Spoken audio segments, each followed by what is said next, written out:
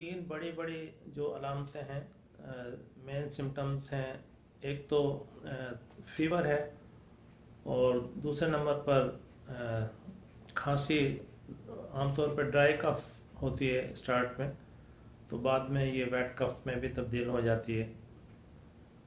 और तीसरी अलामत जो कोरोना वायरस की है वो डिफ़िकल्टी इन ब्रीदिंग है, क्योंकि जब ये वायरस इंसान के फेफड़ों में पहुंचता है तो वहाँ जाके ये इन्फेक्शन पैदा करता है और उससे फेफड़ों को प्रॉब्लम होती है ऑक्सीजन लेने में। और एक चीज़ जो आम पब्लिक जैसे किसी क्लिनिक में जब जाते हैं तो वहाँ पर आजकल जो डिजिटल किस्म के थर्मामीटर्स आ गए हैं, तो उनसे सबसे पहले पेशेंट का टेम्परेचर देखा जाता है।